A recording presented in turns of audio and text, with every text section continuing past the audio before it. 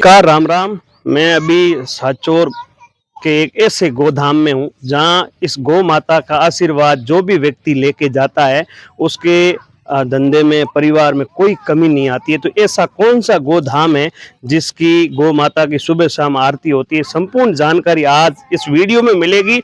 और ये गौ माता के यहाँ आरती में लोगों की भीड़ लगती है, रोजाना लोग आरती लेने पहुंचते हैं। तो आज मैं आया हूं उस गौ माता की आरती बताने के लिए। तो आप इस वीडियो को पूरा देखोगे तो आप भी यहाँ आशीर्वाद लेने पहुंचेंगे, क्योंकि यहाँ शादीशुदा जो युवा लड़के हैं वो भी यहाँ पहुंच रहे हैं। तो एक बार आपको सारी जानकारी देंगे। अब गौ माता की आरती आप देखिए किस प्रकार आरती होती है, बने रहे वीडियो में।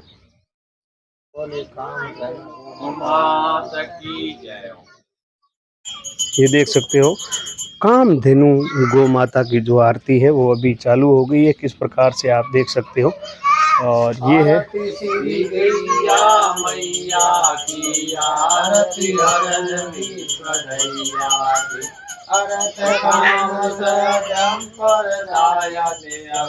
ये देख सकते हो, ये गौ माता की शाम की आरती होती है। और आपको ये भी जानकारी देंगे कि गौ माता की आरती सुबह शाम हो रही है और ये इस गौ माता का नाम क्या है, पूरी आपको जितनी भी जानकारी इस वीडियो के माध्यम से आपको देंगे। हमने ये सुना कि इस गौ माता की आरती के अंदर लोग कई दूर दराज से आते हैं और आरती में लाभ लेते हैं।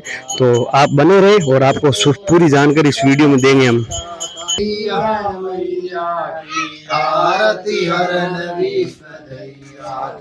आयु आरोग्य विकास दुख दैन्यदारी सुषमा सूर्य समृद्धि प्रकाश निर्मल विवेक बुद्धि दैया की आरती श्री गैया मैया की आरती ईश्वर सेवक हो चाहे दुखदाई समय सुधा किया मति शत्रु मित्र सबको सुखदाई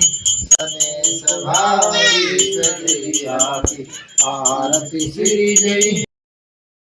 तो हमने आपको गौ माता के बारे में और आरती के बारे में बताए। अब हमारे साथ गौ भक्त चालाराम जी है। आप बताएंगे कि कौन सी गौ माता है, क्या नाम है और आरती का क्या विशेष है। सर बताइए।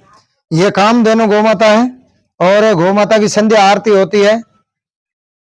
इस आरती से एक तो यहाँ गौशाला में पूरा परिवर्तन, संतुलन और विचारधारा, जो पूरे दिन टेंशन में होते हैं, यह एक एनर्जी ड्रिंक की तरह काम करती है। जो संध्या को आरती करते हैं पूरे ग्वाले हम सब एकदम फ्रेश हो जाते हैं और गौ माता के चरणों में 10 मिनट ध्यान करते। कुछ ध्यान करने का माध्यम होता है, तो ये तो जगत जननी पूज्य गौ माता, इसके चरणों में धोख लगाने से, इसके चरणों की रज लगने से भी बहुत कुछ बदल जाता। इस कामधेनु गौ माता के ऊपर हाथ घुमाते हैं और 10 मिनट इसका ही ध्यान रहता, फिर सारी झंझट मारी भूल जाते हैं। तो इतना शरीर में सुख शांति मिलती है और हमारे ग्वाले भी प्रतिदिन भगवान का नाम लेते हैं, उसका भी सेवा करने के भाव जगते हैं। कौन सी गौशाला है ये ऐसी? ये गोधाम चोरा है, छोटा सा एक गांव है, चोरा नगरी के नाम से भी जानते हैं।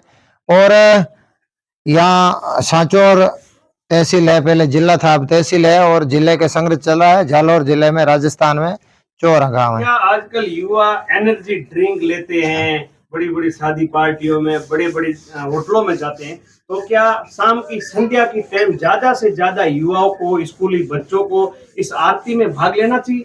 देखो, अपनी अपनी विचारधारा, मैं एनर्जी ड्रिंक को जहर मानता हूँ। हाँ। अगर आपको मरना है तो जहर पियो। हाँ। वही एक जहर ही है जो धीरे धीरे अपने अंदर जाता है और आदमी को खोखला करता है। डायरेक्ट जहर भी वो समझ सकते हो। हाँ। बाकी होटलों में जाना करना अपनी अपनी विचारधारा है। हाँ। देखो, जैसे हमारा भाव होगा उसी जगह हम हमारे शरीर को ले जाते हैं, जैसा मन वैसा तन तो जाता ही है वहां पे।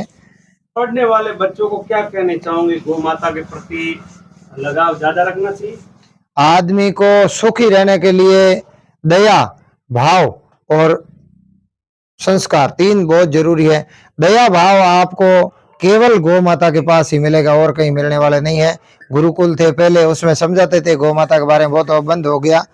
और विद्यार्थी मित्र जो आते हैं तो यहाँ बहुत सारे विज्ञान के तरफ पर भी देखा जाए तो गौ माता के पास आने से बुद्धि संतुलित होती है, बुद्धि विकसित होती है और बुद्धि तेज होती है। ये इस गौ माता की शक्ति का प्रभाव है।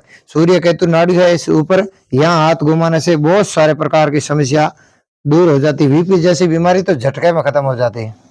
कोरोना के अंदर बड़े बड़े मतलब वैज्ञानिक ने ये घोषणा कर दी थी कि गौ माता के करीब रहने वाला व्यक्ति, गौ माता का घी दूध सेवन करने वाले व्यक्ति को कोरोना भी नहीं हो रहा था। ऐसी ऐसी डॉक्टरों ने, वैज्ञानिक ने घोषणा की। हमारे पौराणिक समय में जो ऋषि मुनि और आयुर्वेदी थे, बड़े बड़े ऋषि मुनि थे, उन्होंने भी गौ माता और आयुर्वेद इन वृक्षों का सहारा लिया था और इस सृष्टि का रचना करने के लिए गौ माता की बहुत भूमिका थी। लेकिन अब अंग्रेजी जमाना आ गया है, लोग गौ माता से दूर जाना कोई नहीं चाहता है, लेकिन गौ माता को रखना हर किसी के बस की रोग नहीं है। हर कोई इसको रख नहीं सकता, हर कोई इसके पास नहीं, क्योंकि यह तो शक्ति है। आग के पास में हर कोई खड़ा नहीं रह सकता। इसलिए आजकल सस्ती सुख सुविधा के लिए लोग पैसों से वहां सुख ढूंढ रहे हैं जहां सुख नहीं है, और बिना पैसे जहां सुख है वहां लोग जाते नहीं, क्योंकि लोगों के पास समय नहीं है। आलस बढ़ गया, जब आलस्य बढ़ जाता है तब धर्म और स्वास्थ्य से बेमुख हो जाता है। बहुत बहुत धन्यवाद।